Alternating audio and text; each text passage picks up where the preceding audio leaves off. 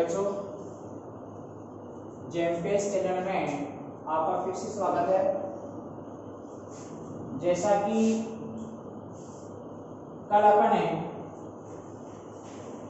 उपराष्ट्रपति के बारे में पढ़ रहे थे, उससे पहले आपको पढ़ाया गया था यानी कार्यपालिका को दो स्तरों में बांटा गया था। कितने स्तरों में बांटा गया था? दो, एक औपचारिक कार्यपालिका, दूसरी अनौपचारिक कार्यपालिका। औपचारिक कार्यपालिका का जो मुख्य संस्थापक था, प्रधान होता है, अध्यक्ष होता है, वो है राष्ट्रपति। कौन है? राष्ट्रपति। और वास्तविक जो कार्यपालिका है उसका जो प्रधान होता है, अध्यक्ष होता है, वो है प्रधानमंत्री। कौन है? प्रधानमंत्री। तो इसलिए अपन ने औपचारिक रूप से यानी औपचारिक जो कार्यपालिका है उसका जो अध्यक्ष है राष्ट्रपति, उसके बारे में आपने जाना। तो पार्ट फोर्थ में थे। आज अपना पार्ट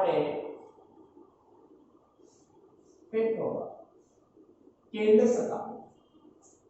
केंद्र सरकार में पार्ट फिफ्थ में अपन जो वास्तविक कार्यपालिका है उसके बारे में जानकारी करेंगे। जैसे कार्यपालिका को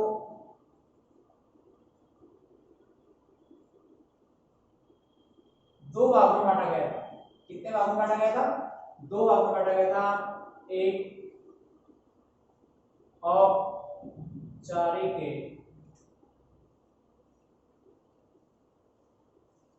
कार्यपालिका, दूसरी वास्तविक कार्यपालिका।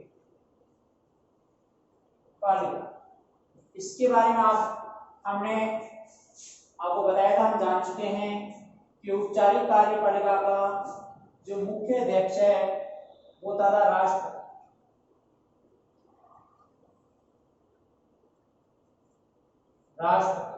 कौन होता था? राष्ट्रपति। राष्ट्रपति का वर्णन आपको बताया गया है कि राष्ट्रपति का चुनाव किस प्रकार से होता था, उसके पद की व्याख्या कैसे की गई थी और उसको बनने के लिए योग्यताएं कौन कौन सी थी, उसका कार्यकाल कितने वर्ष का था, उसके ऊपर महाभियोग कैसे लगाया जाता था, ये सारी चीजें आपको बताई गई थी। आज अपन उसके बाद में उपराष्ट्रपति,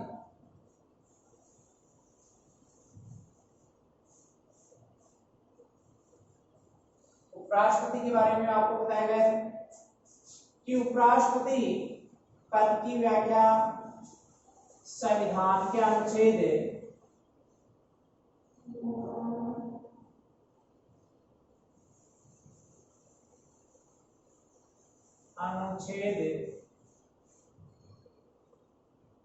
63 में की गई। उपराष्ट्रपति पद की व्याख्या का वर्णन जो बताया गया था वो संविधान के अनुच्छेद 63 में बताया गया था। उसके बाद में उपराष्ट्रपति का चुनाव बताया था। क्या बताया गया था? उपराष्ट्रपति का चुनाव किस प्रकार से होता है, कौन करता है? तो उपराष्ट्रपति का चुनाव संसद के दोनों सदनों की संयुक्त बैठक में होता है।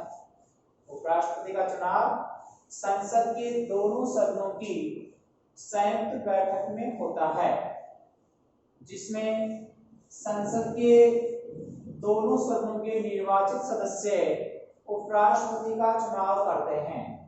संसद के दोनों सदनों के निर्वाचित सदस्य उपराष्ट्रपति का चुनाव करते हैं।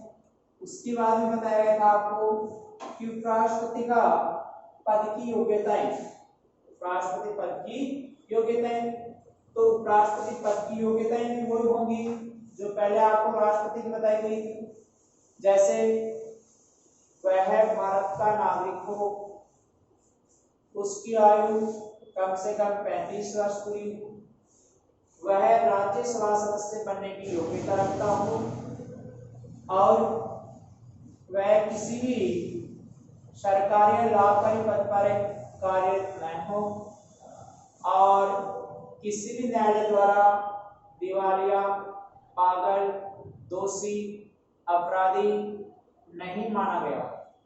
तो ये ऐसी जो योग्यताएं हैं वो उपराष्ट्रपति राष्ट्रपति के लिए भी हैं।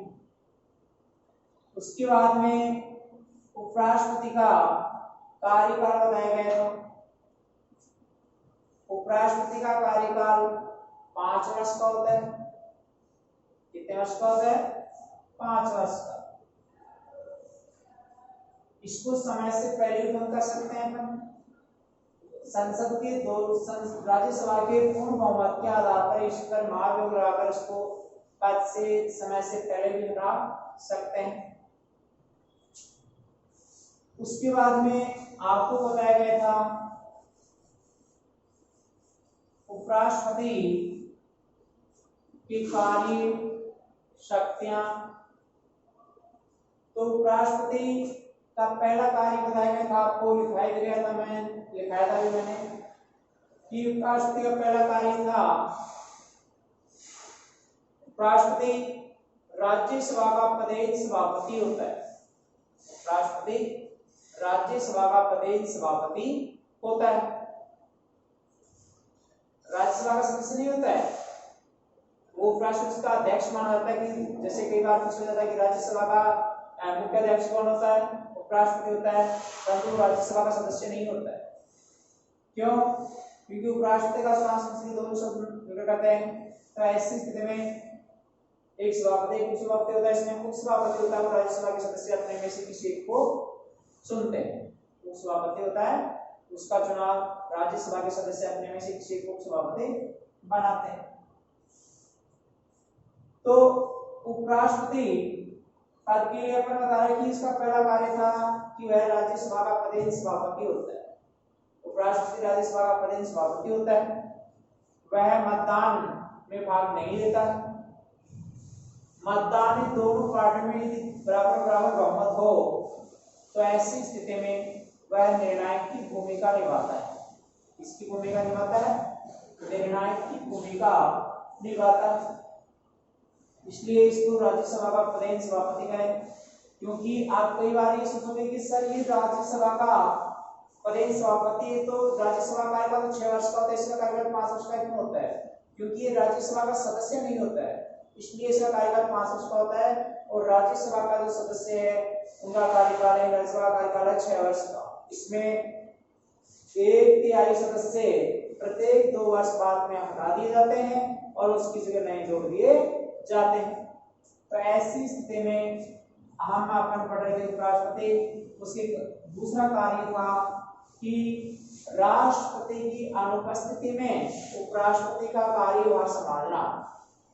राष्ट्रपति की अनुपस्थिति में उपराष्ट्रपति कार्यभार संभालना।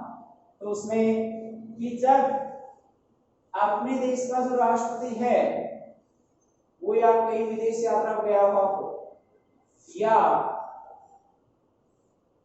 उसके पद पर रहते हुए राष्ट्रपति की मृत्यु हो गई हो या अन्य किसी कारण से या स्वयं के त्याग पत्र देने के आधार पर यदि राष्ट्रपति का पद खाली हो तो ऐसी स्थिति में उसका कार्यभार कौन संभालेगा? उपराष्ट्रपति संभालेगा। कौन संभालेगा? उपराष्ट्रपति संभालेगा। किसका कार्यकाल है? राष्ट्रपति का कार्यकाल उपराष्ट्रपति ही संभालेगा। उसके बाद में है कि राष्ट्रपति अपना त्याग पत्र उपराष्ट्रपति को देता है। राष्ट्रपति अपना त्याग पत्र किसको देता है? उपराष्ट्रपति को देता है। और उपराष्ट्रपति अपना त्याग पत्र है वो राष्ट्रपति को देता है। किसको देता है? राष्ट्रपति को देता है। तो इसको देता है अपना त्याग पत्र है और राष्ट्रपति अपना त्याग पत्र है उपराष्ट्रपति को देता है। अब कई बार क्या होता है कि मान लो बाई चांस किसी कारण से कि राष्ट्रपति और उपराष्ट्रपति दोनों का पद खाली हो, राष्ट्रपति और उपराष्ट्रपति दोनों का पद यदि रिक्त हो, खाली हो, तो ऐसी स्थिति में इनका कार्यभार कौन संभालेगा? इनका कार्यभार कौन संभालेगा? तो ऐसी स्थिति में कार्यभार कौन संभालता है? अपने देश के सर्वोच्च न्यायालय का मुख्य न्यायाधीश, अपने देश के सर्वोच्च न्यायालय का मुख्य न्यायाधीश है, उनका पद संभालता है। अब ये स्टेज में जिसमें राष्ट्रपति अपने किस व्यक्तियों की नियुक्ति करता है इसमें कि राष्ट्रपति अपने पदाधिकारियों में से, जैसे राष्ट्रपति है, प्रधानमंत्री है, मंत्री विश्वमान्य मंत्री हैं, मुख्य न्यायाधीश है, अन्य न्यायाधीश है और महान्यायवादी है, इन सब की नियुक्ति राष्ट्रपति करता है। और सभी राज्यों के जो राज्यपाल उनकी नियुक्ति भी कौन करता है? राष्ट्रपति ही करता है। तो इस प्रकार से राष्ट्रपति का जो टॉपिक आपको बताया गया था पार्ट 3 में, कल पार्ट 4 में राष्ट्रपति के बारे में बताया गया था। आज अपन टॉपिक लेंगे जो कार्यपालिका को 2 भागों में बांटा गया था, औपचारिक और वास्तविक। औपचारिक कार्यपालिका के बारे में आपको बता दिया गया है। आज अपन वास्तविक कार्यपालिका के बारे में पढ़ेंगे कि वास्तविक कार्यपालिका इसमें केंद्र सरकार है। केंद्र सरकार में आज अपन वास्तविक कार्यपालिका का जो मुख्य प्रधान होता है वो है प्रधानमंत्री।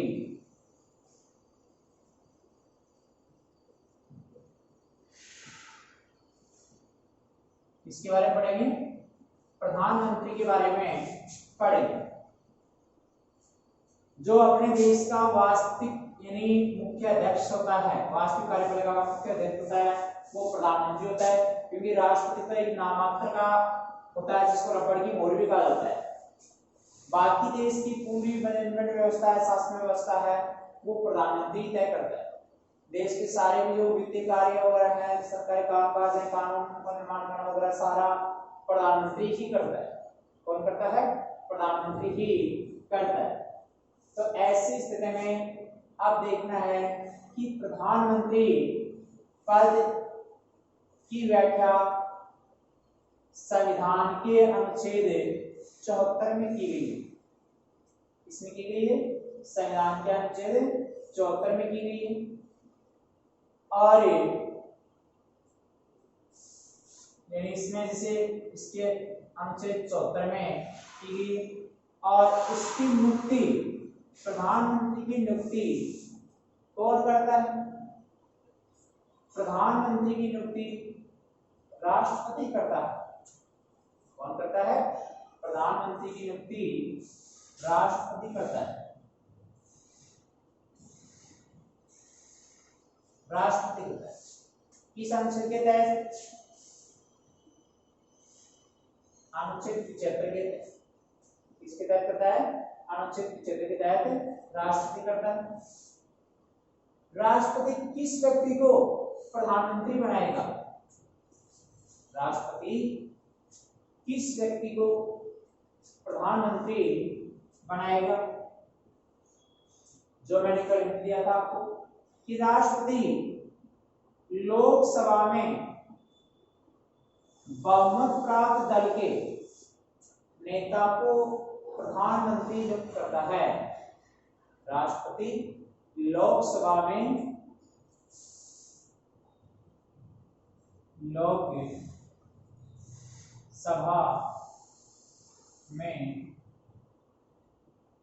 बहुमत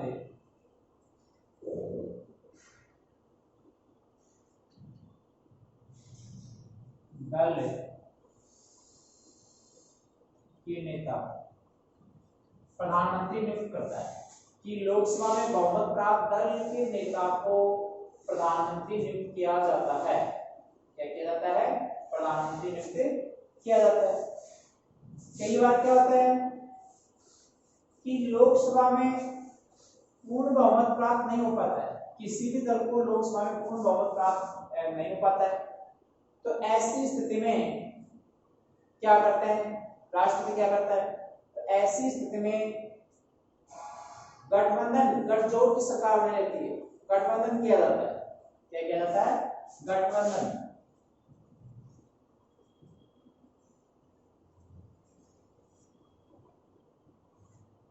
गठबंधन का मतलब होता है कि एक या एक से अधिक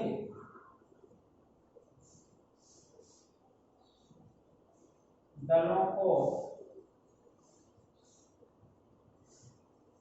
मिलाकर जो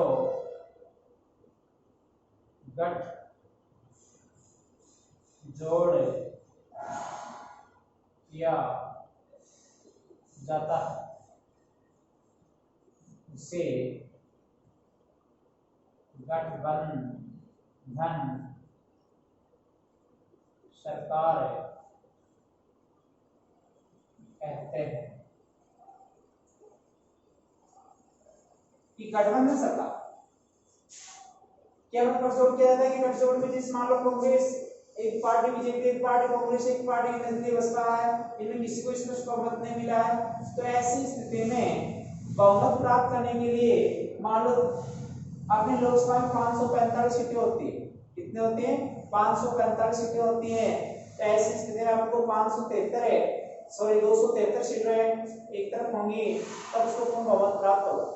यदि मान लो किसी को 270 प्राप्त हुई है और उसमें कम पड़ रहे हैं, तो वो निर्दलीय को जोड़ेगा, दूसरी पार्टी के सदस्य को अपने में शामिल करने की कोशिश करेगा और अपना बहुमत सिद्ध करने की प्राप्त करेगा। तो ऐसी स्थिति में उसको यानी दूसरी पार्टी को अपनी पार्टी में शामिल करना, दूसरी पार्टी को अपनी पार्टी में शामिल करना गठजोड़ कहलाता है।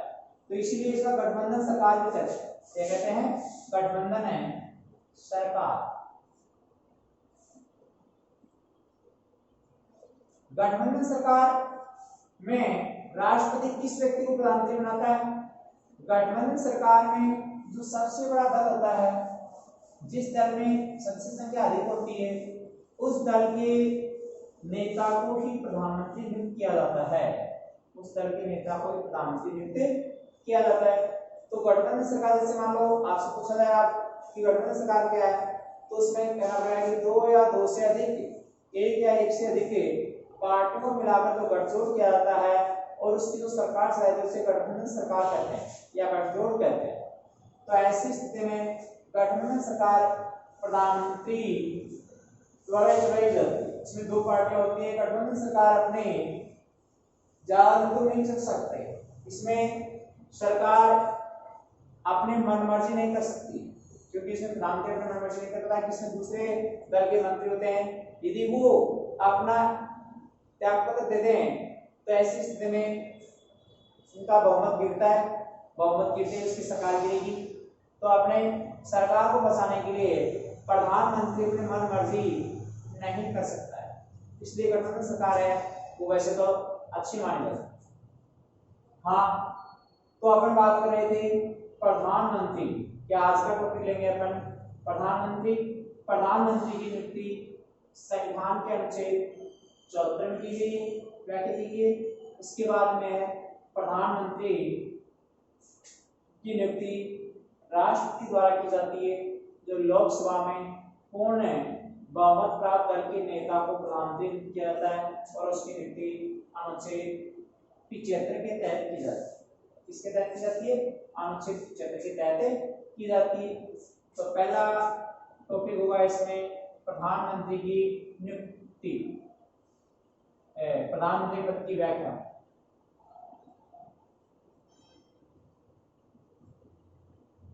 प्रधानमंत्री पद की व्याख्या संविधान के अनुच्छेद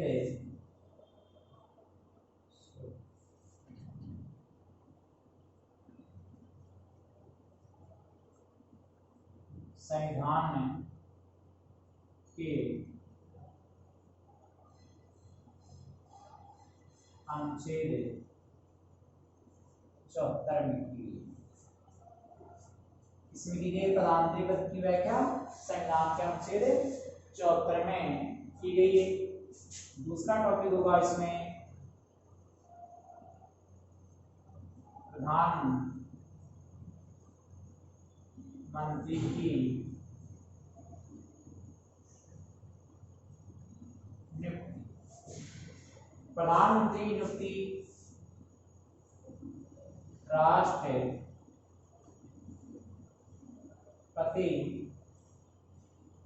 के द्वारा की जाती है। अनुच्छेद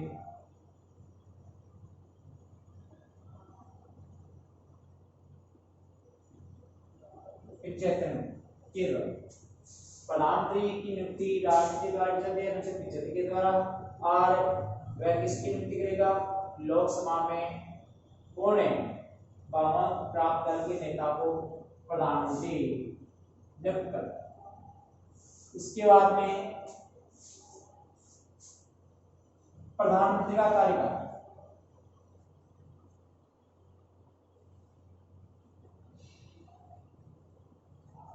प्रधानमंत्री का कार्यकाल, प्रधानमंत्री का कार्यकाल है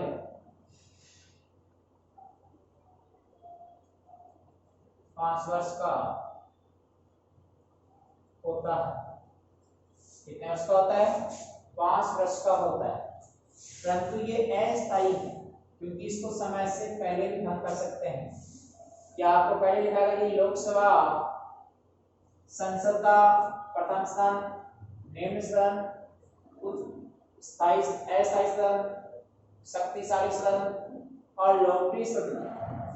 तो अस्थायी सदन होने के कारण इसको समय से पहले भी हटाया जा सकता है, और ये समय से पहले राष्ट्रपति इसको भंग कर सकता है।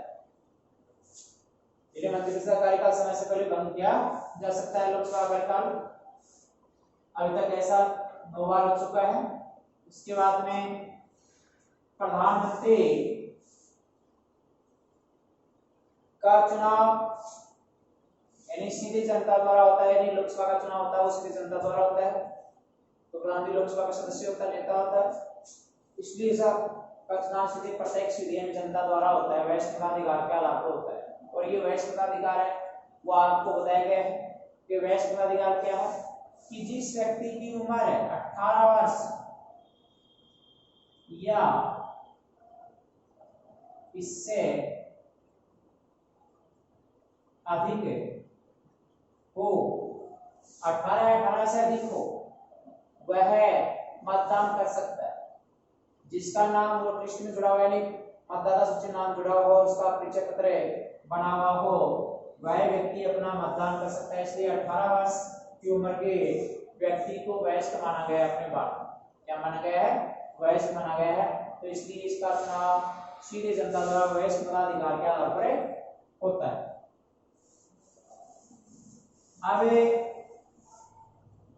प्रधानमंत्री का अगला कार्य है मंत्रिपरिषद का, यानी प्रधानमंत्री की कार्य व शक्ति। प्रधानमंत्री की कार्य व शक्तियां।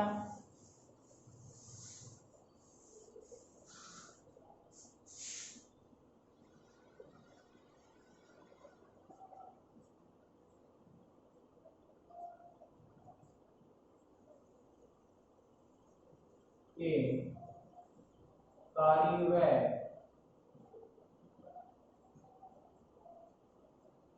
शक्ति। प्रधानमंत्री की कार्य व शक्तियां। तो इसमें प्रधानमंत्री कार्य व शक्तियों में सबसे पहला कार्य है मंत्रिपरिषद का निर्माण करना।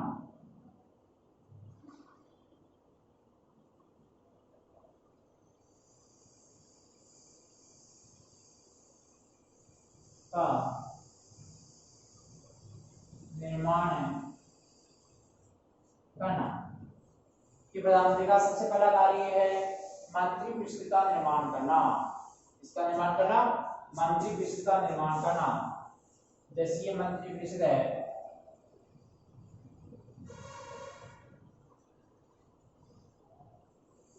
इसमें जो अन्य जो मंत्री हैं,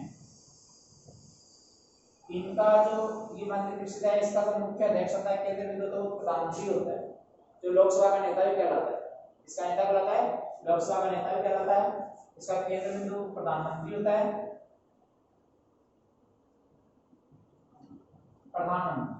अब जो इसमें अन्य मंत्री हैं, इनकी नियुक्ति करता राष्ट्रपति है, लेकिन वो किसके परामर्श से करता है? प्रधानमंत्री के परामर्श से करता है। किसके परामर्श से करता है? प्रधानमंत्री के परामर्श से करता है। इसलिए मंत्रिपरिषद का, प्रधानमंत्री का सबसे पहला कार्य है मंत्रिपरिषद का निर्माण, कानून का निर्माण करना। उसके बाद में क्या आपको बताया जा रहा है कि मंत्रिपरिषद का निर्माण है किस आधार पर किया जाता है? प्रधानमंत्री करता है। मंत्रिपरिषद का निर्माण कौन करता है? प्रधानमंत्री करता है। और दूसरा कार्य है उसका मंत्रियों में विभागों का बंटवारा करना। दूसरा कार्य क्या है? मंत्रियों में विभागों का बंटवारा करना। जैसे मंत्रिपरिषद में जो ये मंत्री हैं, और ये मंत्री कितने होते हैं, जैसे आपको किसी ने बता दिया जाए कि अपने मंत्रिपरिषद में कितने मंत्री हो, अधिकतम कितने मंत्री हो सकते हैं, तो लोकसभा की अधिकतम सदस्य 15%। लोकसभा की जो संख्या है कुल 545 को 15%, यानी अपने वर्तमान में कुछ 78 मंत्री हो सकते हैं।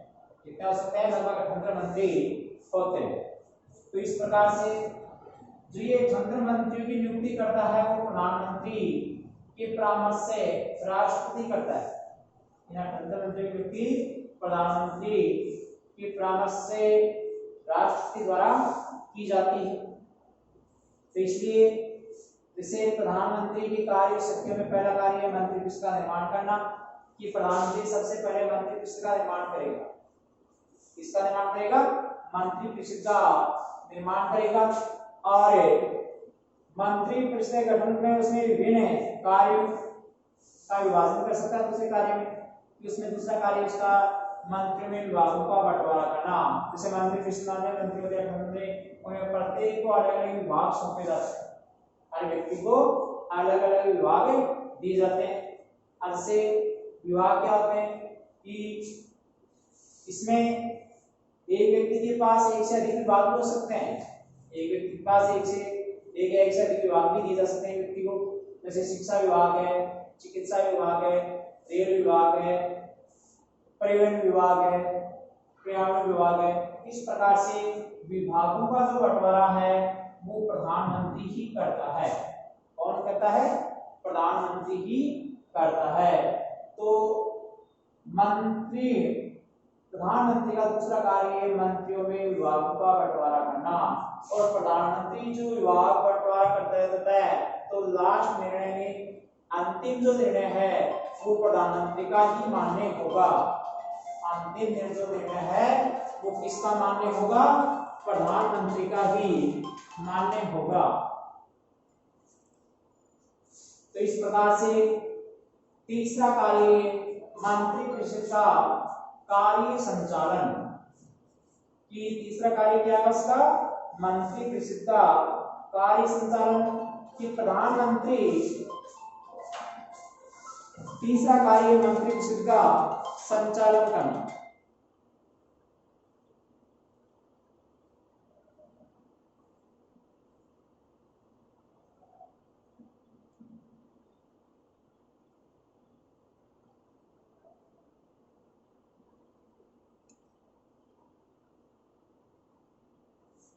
हाँ, तो अब देखिए कि प्रधानमंत्री का तीसरा कार्य है मंत्रिपरिषद का कार्य संचालन करना। तो मंत्रिपरिषद का कार्य संचालन है कि प्रधानमंत्री के द्वारा मंत्रिपरिषद का गठन किया जाता है। प्रधानमंत्री के द्वारा मंत्रिपरिषद का गठन किया जाता है और विभिन्न विभागों का बंटवारा भी इसी के द्वारा किया जाता है। तो ये आपको बताया गया थे कि इसमें विभाग में इससे पहले बताया गया कि कितने व्यक्ति मंत्री हो सकते हैं। तो लोकसभा की संख्या के 15% में लोकसभा में मंत्रिपरिषद में मंत्री हो सकते हैं।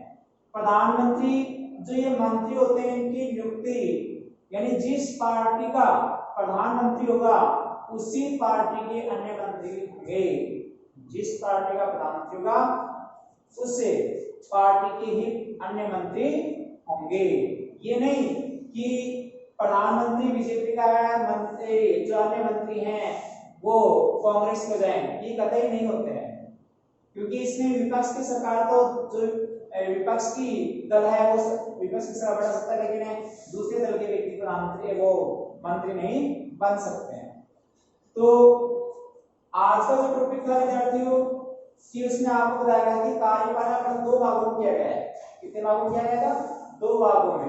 जैसे आपको प्रश्न किया जाए कि कार्यपालक में कितने भाग कार्यपालक कितने भागों में बांटा गया था? 2 भागों में, एक औपचारिक कार्यपालिका, दूसरी वास्तविक कार्यपालिका। औपचारिक कार्यपालिका का प्रधान कौन होता है? राष्ट्रपति होता है, और वास्तविक कार्यपालिका का प्रधान कौन होता है? प्रधानमंत्री होता है। तो आज का टॉपिक हमने क्या लिया था? प्रधानमंत्री लिया था। उसमें प्रधानमंत्री की शक्तियां प्रधानमंत्री का पद की व्याख्या संविधान के किस अनुच्छेद में बताई गई थी? अनुच्छेद 74 में। किसमें बताई गई थी? अनुच्छेद 74 में बताई गई थी। और प्रधानमंत्री की नियुक्ति कौन करता है? राष्ट्रपति करता है। कौन करता है? राष्ट्रपति। किस अनुच्छेद के तहत? अनुच्छेद 75 के तहत। किसके तहत करता है? अनुच्छेद 75 के तहत करता है। उसके बाद इसका कार्यकाल यानी प्रधानमंत्री का कार्यकाल 5 वर्ष का होता है। ये इसको 5 वर्ष से पहले बढ़ाया जा सकता है विश्वास प्रस्ताव के द्वारा। उसके बाद में है इसके चुनाव प्रक्रिया, किसकी चुनाव प्रक्रिया सीधे जनता द्वारा होता है, प्रत्यक्ष विधि के द्वारा होता है। उसके बाद में प्रधानमंत्री के कार्य और शक्तियां कि प्रधानमंत्री का पहला कार्य मंत्रिमंडल का निर्माण करना, जिसमें इसका पहला कार्य मंत्रिमंडल का निर्माण। दूसरा है मंत्रियों में विभागों का बंटवारा करना। क्या काम है दूसरा? मंत्रियों में विभागों का बंटवारा करना। तीसरा कार्य है उसका मंत्रिपरिषद का कार्य संचालन। क्या है इसका तीसरा कार्य? मंत्रिपरिषद का कार्य संचालन। तो इस प्रकार से आपको बताया गया है कि प्रधानमंत्री कार्य क्या है। प्रधानमंत्री में यानी मंत्रिपरिषद में मंत्री उसकी नियुक्ति कौन करता है? राष्ट्रपति करता है, परंतु प्रधानमंत्री की सलाह से करता है। राष्ट्रपति प्रधानमंत्री की नियुक्ति करता है, लेकिन लोकसभा में पूर्ण बहुमत प्राप्त व्यक्ति को ही प्रधानमंत्री नियुक्त करता है। इस प्रकार से आपको ये टॉपिक बताया गया है। अपन कल का टॉपिक लेंगे जो होगा अपना मंत्रियों द्वारा आवश्यक योग्यताएं। मंत्रियों की आवश्यक योग्यताएं कौन कौन सी होंगी? मंत्रियों की योग्यताएं जो कल का टॉपिक होगा कि अपने जो मंत्रिपरिषद में मंत्री हैं उनके लिए कौन कौन सी योग्यता होगी, किस किस व्यक्तियों को मंत्री बनाया जाएगा, किस किस व्यक्तियों को कौन कौन से विभाग दिए जाते हैं, और एक व्यक्ति को एक से अधिक विभाग भी दिए जा सकते हैं। तो ये सारी बातें अपन कल के चैनल में बात करेंगे। तो देखिए कि जो चीजें आपको बार बार बताई जा रही है उनको अपने नोटबुक है उसमें उतार लेना। बाकी आगे जो डिटेल में है वो आपको लिखा दिया जाएगा। तो इस प्रकार से प्रधानमंत्री पद की एक छोटी सी व्याख्या के बारे में आपको बताया गया है। अब अपन कल बताएंगे प्रधानमंत्री की कार्य शक्तियां